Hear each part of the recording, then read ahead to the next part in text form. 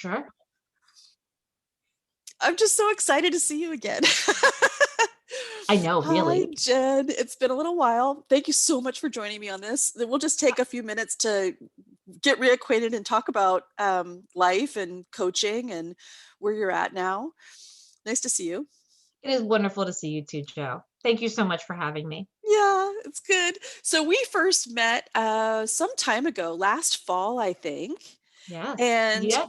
would you like to just first of all maybe say a little bit about where you were when we first became acquainted, kind of like in your career and what you were going through?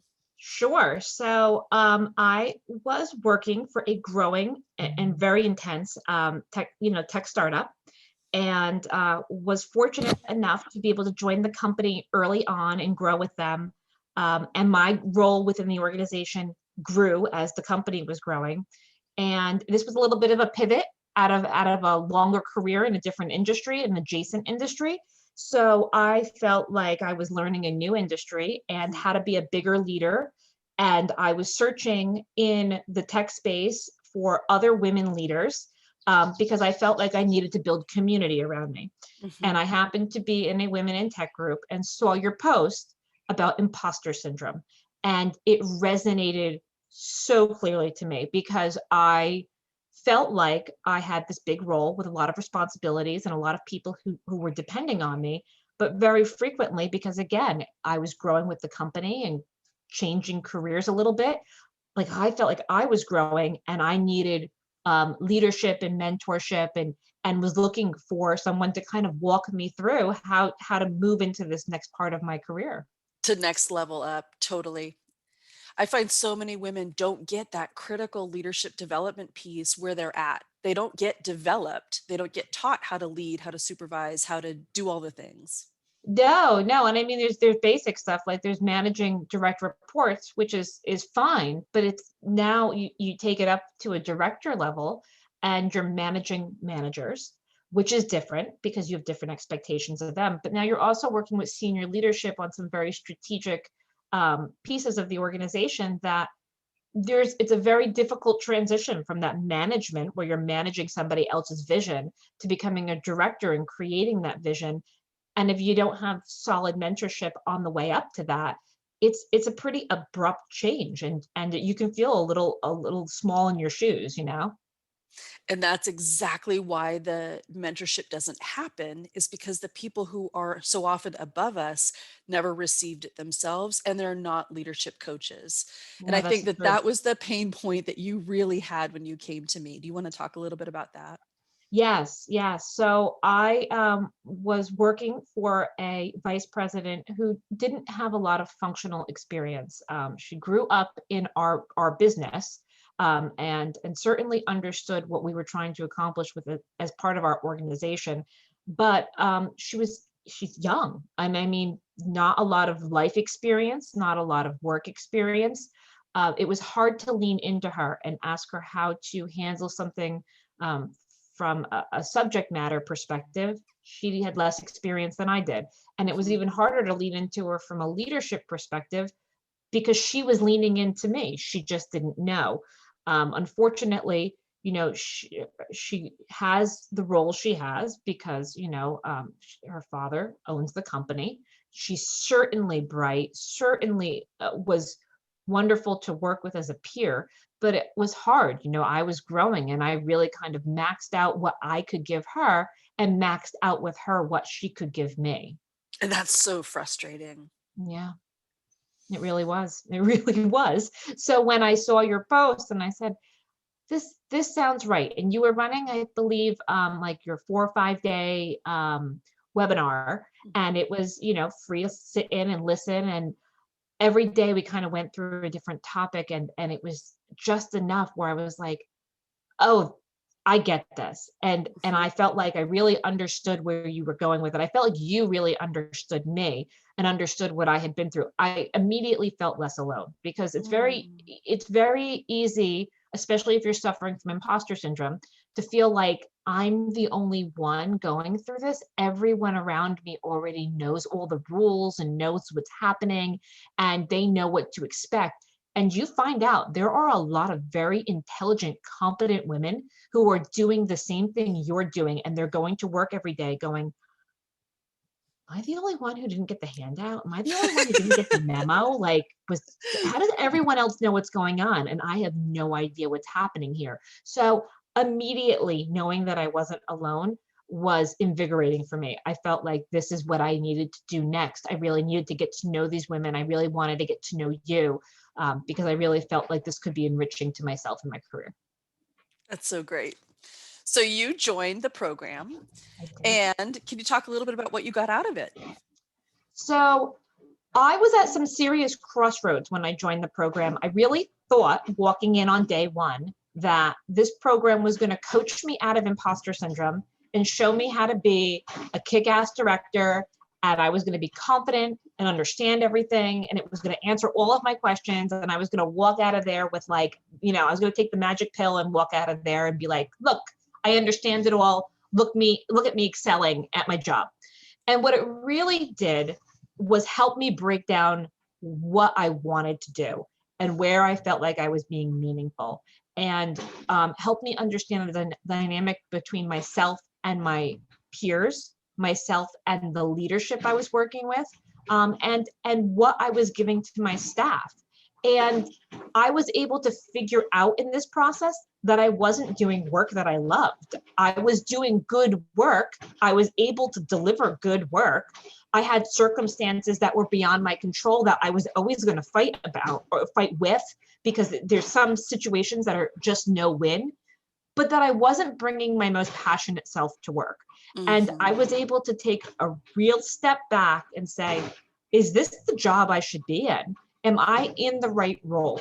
And working with you and really working with the other ladies in this group, I was able to understand that, like, in all areas of career growth, you hit these crossroads, and there's nothing wrong with taking inventory of understanding what makes you happy, and then saying, what does that happiness look like when I translate it into a job?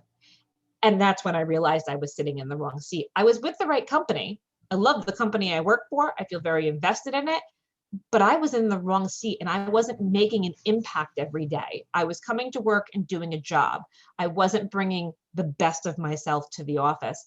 And when we worked through the process and you coached me through some of the more difficult pieces, and I was able to come out of it, I had an opportunity to either leave the business and take another manager's role someplace else, or stay in the business that I had helped grow and take a manager's role to build a brand new department. And that was really what I wanted to do. And I felt very empowered when I was able to go back to the business and say, this is the way I want to do it. This is what I know I can bring to the business. And they were excited to have me, to take me into this new role and let me kind of grow and thrive in that role. But it was about feeling confident in that request as opposed to asking permission. And that's what the difference was. In the beginning, I felt like I had to ask permission because I was so afraid of what I was doing in my career. When I felt like I had my feet underneath me again and I was really in my wheelhouse, I was able to tell them, this is how I bring the best of myself to work. And honestly, the last 6 months have been amazing. I feel like I have a brand new job.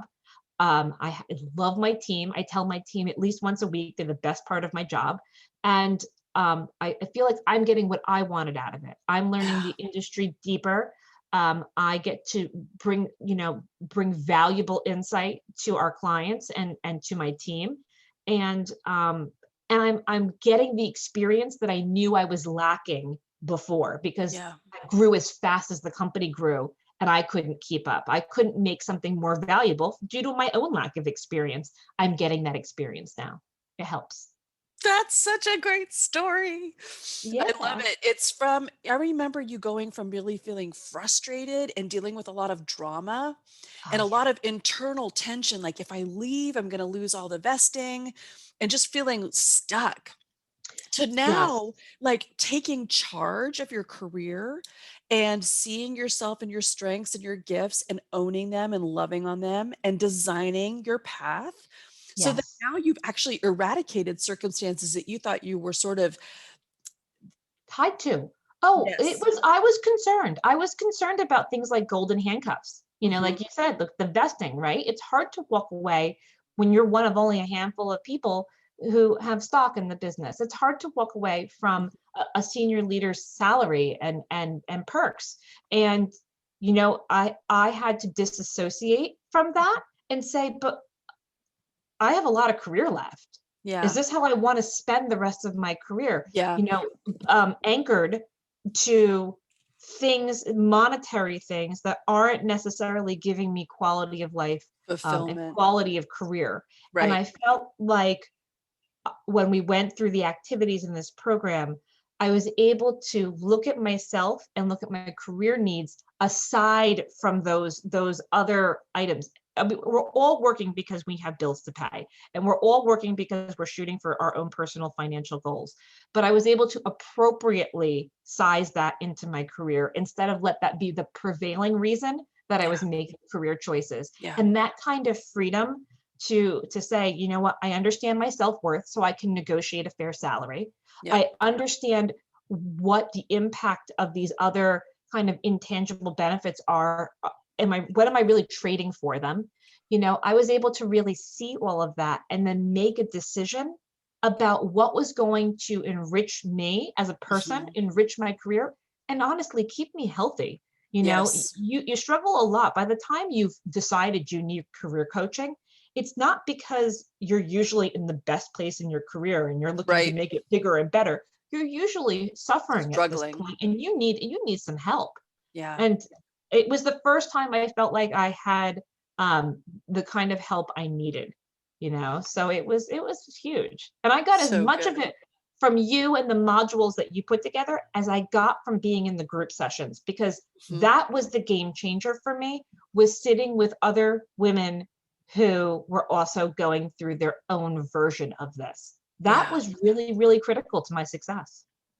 I love it, Jen. And like you said, if you're struggling and you're coming in kind of glass half full or tank half empty rather, um, when you get that fulfillment, when you get that awareness, when you get the training, when you get um, the skills, everything else changes. Like your job changed and you didn't expect that. But I see so many other areas of your life where you're just on fire, where you're just living your best life. And it's amazing. It is. It's pretty cool. I'm so happy for you. When we were going through the program, I was also dealing with some health things and I needed surgery, and I was able to take the space I needed to heal from that too. And as a result, like, I'm physically healthier, I'm mentally healthier. I go to work every day and I love my job. And I don't know that I would have been brave enough to tackle all of those things without feeling like I had people there to have my back. And the best part of it is, I made connections with people in our group that I know now. This is months ago. We're out of program. I can reach out to any of those people, including you. And no, and I have actually, because I wrote very recently reached out to you to let you know about, something that finally reconciled it in from our sessions. And but I know that I still have cheerleaders. I know Yeah. that I still have community. I know that I still have people who care about how I'm doing. Mhm. And that's nice. It's Mhm. it's good that somebody at work, a work friend, knows your work story, but it's Mhm. even better when somebody who's not invested in whether you're coming into work every day understands your career and your work story and can Yeah. still be your cheerleader. Yep. It's so good to be held and seen in Yes. community with like-minded people. Yes. It's so freeing. It feels It really is. good. It does. It Well, does. congratulations on everything that you've created in your life. I didn't do it. You came in, you found me, you took the lessons, you joined the community, you participated, you applied yourself, and you learned and you grew, and you're in a fantastic place I that I don't think. think you saw coming. And I'm really proud for you and happy for you. And it's just been a pleasure having you around in my world. Yes. Well, thank you, Joe. I Yeah. appreciate it. So good. All right, Jen, go well. All right. Thank you.